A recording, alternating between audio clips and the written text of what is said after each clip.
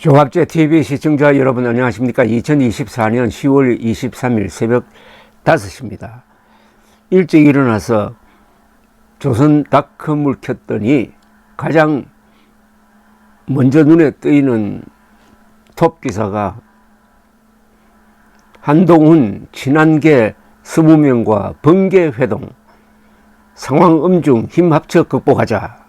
바로 그 밑에 윤석열 대통령 기사가 바로 실렸습니다. 범어사 차전 윤석열 돌 던져도 맞고 가겠다. 힘든 상황은 업보로 생각한다. 언론이 사움을 붙이는 면도 있지만은 여권의 1인자와 2인자가 정면 대결하고 있는 모습인데 서로 세를 불리기 시작한 듯합니다.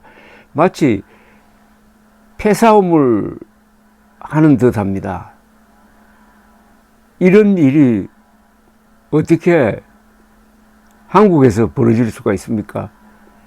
핵무장한 김정은이 갈수록 남한에 대한 위협을 하고 있는데 한국의 정권 수뇌부가 1인자와 2인자가 이렇게 정면 대결하고 있는 모습, 이게 무슨 OK 목장의 결투도 아니고 이런 걸 보여주는 윤석열 대통령, 한동훈 대표, 특히 윤석열 대통령은 도대체 교육이란 걸 생각해 본 적이 있습니까? 대통령 중심제에서 대통령은 제일 큰 교사이기도 합니다. 국민들은 부지불식간에 대통령이 하는 행태를 본받습니다. 이게 윤석열 대통령이 우리 젊은 세대에게 보여주는 모습입니까? 지금 일어나고 있는 가장 큰 비극, 언론이 전혀 다루지 않는 가장 큰 비극은 뭐냐 하면은 두뇌 유출입니다. 대한민국에서 가장 머리 좋은 집단이 윤석열 대통령에게 실망해가지고 해외로 나가고 있습니다. 즉 의사들입니다. 국가적 재앙은 눈에 보이지 않습니다. 그건 뭐냐? 한국에서 가장 머리 좋은 사람 3만 명, 의대생 18,000명, 전공의 12,000명 합쳐서 3만 명이 지금 병원과 학교를 떠나 있다는 사실입니다. 의과대학이 황폐화가 되었습니다. 이런 걸 두고 여기에 머리를 맞대서 해결할 생각은 하지 않고 한동훈, 윤석열 한때 형제처럼 친하게 보였던 두 사람이 적나라한, 이거는 권력 투쟁도 아니고 싸움판을 국민들에게 보여주고 있습니다. 국민의힘 한동훈 대표는 어제 당내 친한계 인사들과 만찬 자리에서 전날 윤석열 대통령과의 회동과 관련하여 상황의 엄중함에 인식을 같이 하고 함께 힘을 합쳐서 극복해 나가자고 말했다는 겁니다. 한 대표는 여의도의 한 식당에서 친한계 인사 20여 명이 모인 가운데 전날 윤 대통령과의 회담 내용을 공유하면서 이같이 밝혔다고 합니다. 그러면서 그는 윤 대통령과의 회담 내용과 관련해 내일, 오늘이겠죠. 그러니까 내일 제가 메시지를 내겠다고 했던 겁니다. 이날 만찬은 친한계 의원들이 먼저 제안해서 한 대표가 수용했던 것으로 전해졌습니다. 아마도 한 대표가 부대접을 받고 나오니까 격려 차원에서 또 모인 거 아닌가 하는 생각이 듭니다. 배석한 친한계 인사는 윤 대통령과의 회담 이후 당정관계의 엄중한 인식을 공유했다면서 이날 모인 분들이 함께 나아가기로 뜻을 모았다고 합니다. 마치 삼국지에 유비, 장비, 관우가 모여가지고 도원결의하는 듯한 잠옷 비장한 모습을 보여주고 있습니다. 만찬에 참석한 정성국 의원은 한 대표가 국민이 바라보는 방향으로 가겠다는 것이고 자신감이 좀 있어 보였다고 했습니다. 이날 만찬에는 한 대표를 비롯해 친한계로 분류되는 김형동, 김소희, 장동혁, 한지아, 조경태, 김상훈, 박정훈, 유용원, 최보윤, 김건, 서범수, 김예지, 박정하, 정성국, 우재준, 안상훈, 송석준, 고동진, 진종호, 주진우, 배현진 의원과 원외인 김종혁 최고위원이 참석했습니다. 한편 윤석열 대통령은 부산 범의사를 찾아가서 여러 힘든 상황이 있지만은 업보로 생각하고 나라와 국민을 위해 좌고우면하지 않고 일하겠다면서 돌을 던져도 맞고 가겠다라고 했습니다. 자, 윤석열 대통령은 또 운동권 흉내를 냅니다. 돌을 던져도 맞고 가겠다. 자, 윤석열 대통령의 이 행태는 이 범어사, 불교를 또 정치판에 끌어들이는 모습입니다. 아니, 정치인은 정치로 해결을 해야지 종교의 힘을 빌려가지고 정치 문제를 해결하려고 한다면은 이거는 정교 분리라는 민주정치의 대원칙을 스스로 부수는 것 아닙니까? 왜 종교를 정치에 끌어들입니까? 그럼 종교인들은 정치를 또 종교로 끌어들입니다. 윤석열 대통령이 물론 상처를 더 받을 것이고 한동훈 대표도 남에게 상처를 주면 또 상처를 받게 되죠. 이렇게 싸우는 수밖에 없을까요? 한동훈 대표의 처지는 이해하는 바가 있습니다. 그러나 정치인답게 싸우는 방법은 없을까요? 그리고 주제 선택을 잘한 걸까요? 김건희 여사 문제로 집중할 때 그게 결국은 자신의 앞길을 가로막지 않을까요? 현직 대통령이 감정적으로 나올 때 설사 현직 대통령에게 이긴다고 한들 그 이기는 게 뭘 이야기합니까? 윤석열 대통령의 탄핵입니까? 하야입니까? 식물로 합니까? 주제를 잘 잡아야 되는데 저는 한동훈 대표는 제1주제를 의료 대란 해결에 두어야 된다고 생각합니다. 김건희 여사, 의료 대란 두 가지가 다 큰 문제이긴 하지만은 국가적 차원에서 가장 큰 문제는 의료 대란입니다. 국민 전체의 생명을 위협하는 이 의료 대란에 집중해야 되고 김건희 여사 문제는 의료 대란을 해결하는 하나의 수단으로 이용해야 된다는 게 저의 생각입니다. 새벽부터 좀 즐거운 이야기를 전해드려야 되겠는데 이런 모습입니다. 그러나 정치에서 눈을 돌려 한국을 세계 속에서 바라보면 근사합니다. 이번에 노벨 경제학상을 받은 세 사람은 한국의 성공 사례를 연구를 해가지고 상을 받았습니다. 이번에 노벨 문학상을 받은 사람은 한국 현대사의 근해를 탐구해가지고 상을 받았습니다. 또 월드 시리즈로 진출한 로스앤젤레스 다저스에서 맹활약을 하고 있는 에드먼이라는 선수는 어머니가 한국인, 아버지가 미국인입니다. 블랙핑크는 지금 세계 무대를 휩쓸고 있는 최고의 걸그룹이 되었습니다. 이런 것만 보면 또 대단한 한국입니다. 대단한 한국과 한심한 한국이 지금 공존을 하고 있는 곳이 대한민국입니다. 누구는 이야기했습니다. 일본은 재미없는 천국이고 한국은 재미있는 지옥이라고. 감사합니다.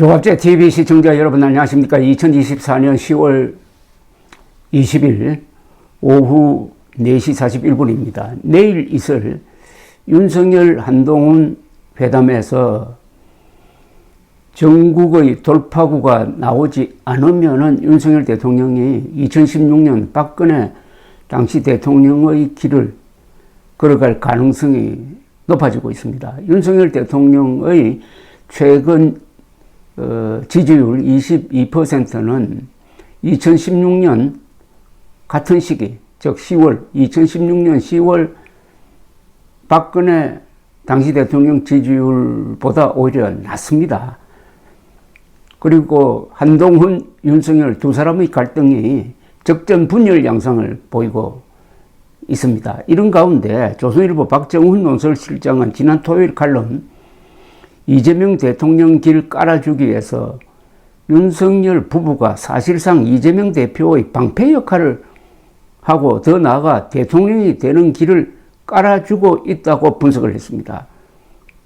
윤석열 정권이 구체적으로 말하면 윤석열, 김건희 두 사람이 이재명 대통령이 되는 길을 깔아주기 공사를 하고 있다는 겁니다. 이 대표와 민주당은 윤 정권이 쏟아내는 자책골을 먹고 산다.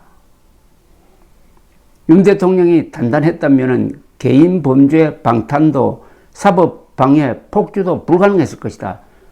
즉 두 사람이 이재명, 윤석열 두 사람이 일종의 적대적 공생관계인데 이 적대적 공생관계의 끝은 이재명 대통령 만들기가 될지 모르겠다는 지적입니다.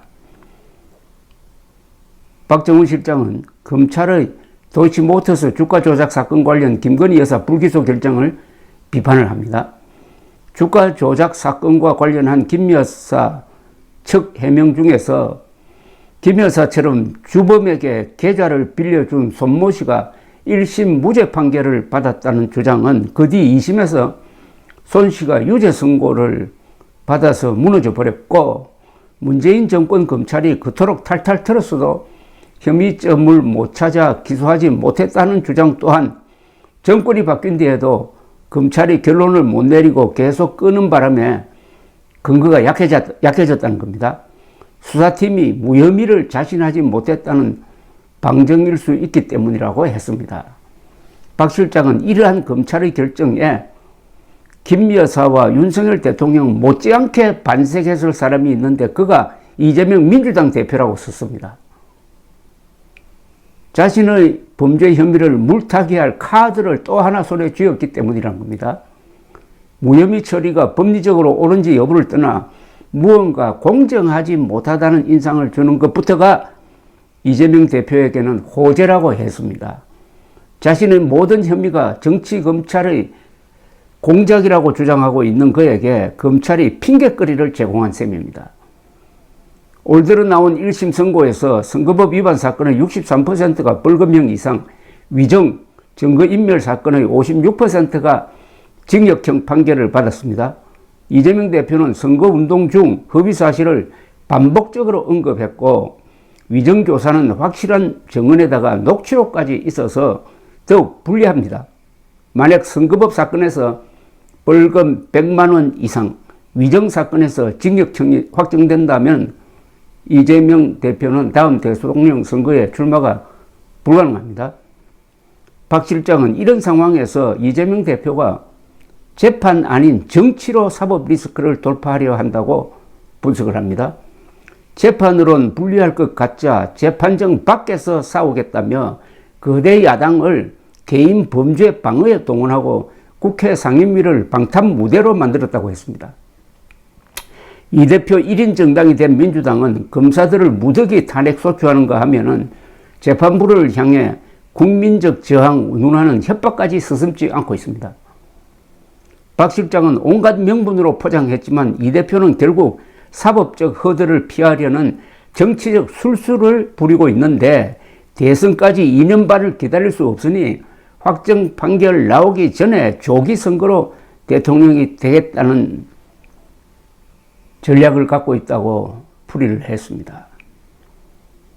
놀랍게도 이런 이 대표의 전략은 먹혀들고 있는데 의회 시스템을 범죄 방탄의 난장판으로 만들었는데도 여전히 지지율은 높고 선거만 하면 이깁니다. 참, 왜 이렇습니까? 이재명 미워하는 마음보다 윤석열 미워하는 마음이 더 높다는 이야기죠. 왜 그렇게 됐느냐? 두 가지가 가장 크죠. 김건희 여사 문제, 그리고 의료 대란을 일으켜서 보수의 핵심인 의사들을 악마화한 것. 이게 총선 대패로 이어졌는데도 유턴하지 않고 계속 그 길을 가고 있는 윤석열. 결국 이재명의 가장 든든한 호위무사는 윤석열 대통령이다. 이런 취지의 이야기입니다.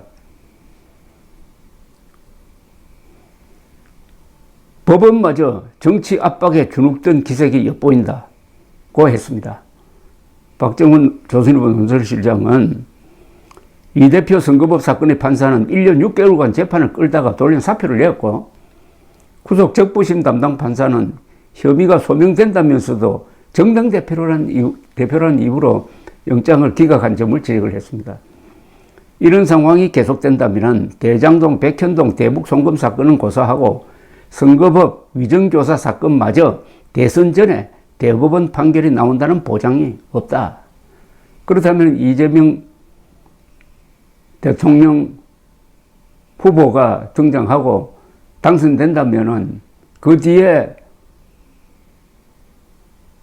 어떤 상황이 전개될 것이냐. 미국의 트럼프 재등장과 비슷한 상황이 아닐까 하는 그런 전망을 낳게 합니다.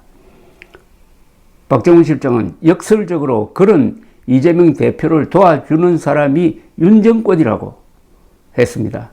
주가 조작과 명품백 사건을 무혐의 처리함으로써 공정성 시비를 자초하고 정치검찰 프레임에 명분을 주었다는 겁니다. 국정개입, 비선 의혹이며 정치 브로커와 맺은 수상한 관계 등이 끊임없이 불거지는데도 김 여사 문제를 단속하지 않고 방치하여 공격 소재를 제공하고 있기 때문이라고도 했습니다. 지금쯤 정치판을 휩쓸었어야 할 이 대표의 사법 리스크 이슈를 정권 심판론이 덮고 있습니다. 윤 대통령이 쏟아내는 자책골을 이 대표와 민주당이 먹고 산다는 표현까지 했습니다. 박정훈 실장은 윤 정권이 단단했다면 방탄도 사법방해도 통하지 않았을 것이라고 했습니다. 그러면서 이렇게 마무리를 하는군요. 각종 대통령 적합도 조사에서 이 대표는 한동훈 대표와 격차를 더블 스코어로 벌렸다. 이대로 선거를 치른다면 뻔한 승부가 될 것이다. 지난 대선 때 이 대표를 패배시켰던 윤 대통령이 이제는 이재명 대통령의 끼를 깔아주고 있다. 아이러니다. 윤석열 대통령이 이재명 대통령 만들기 선거 본부장쯤 된다는 이야기 아닙니까? 이런 조롱이 어디 있겠습니까?만은 이게 사실인데 어떻게 합니까? 윤석열, 김건희 부부가 결과적으로 이재명 대통령 만들기에 힘쓰고 있다는 의미인데, 박 실장은 이 칼럼에서는 김건희 문제보다 더 심각한 의료 대란은 언급하지 않았습니다. 김건희 문제와 의료 대란이 어떤 계기로 해가지고 하나로 결합되어 버리면은 대폭발의 임계점에 이르게 됩니다. 감사합니다.